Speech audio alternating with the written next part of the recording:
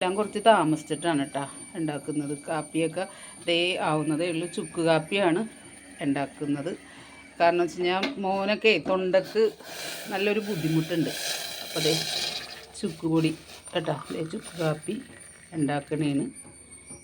അപ്പോൾ എനിക്കും എടുത്ത് വെച്ച് കഴിഞ്ഞാലേ വീട് ക്ലീനിങ് ആയിരുന്നു. ചിങ്ങം ഒന്ന് തുടങ്ങണല്ലേ. അപ്പോൾ അതിന് മുമ്പ് എല്ലാം നമുക്ക് വൃത്തിയാക്കണമല്ലോ. എല്ലാം ഒതുക്കി പെറുക്കി എല്ലാം ക്ലീനിങ്ങാണ്. ഇത് കഴിഞ്ഞിട്ട് വേണം വിശ്രമിക്കാൻ. വിശ്രമം എന്ന് പറയുന്നത് നല്ലൊരു 1.5 വിശ്രമം ഒരുക്കുള്ളൂ കേട്ടോ. അപ്പോൾ അതേ മോന് കാപ്പി കൊടുക്കാൻ വേണ്ടി പോണേണ്. ഇതൊക്കെയാണ് എൻ്റെ വിശേഷങ്ങൾ. അതിനിടയ്ക്ക് പൂരിക്ക് ഇതേ പരത്തി വെച്ചിട്ടാ. ഇത് ഞങ്ങൾ 2 പേരേ ഉള്ളു, ബാക്കി ആരും ഇല്ല. അപ്പോൾ എല്ലാവരും ഒക്കെ അങ്ങോട്ടും ഇങ്ങോട്ടും ഒക്കെ പോയി. അപ്പോൾ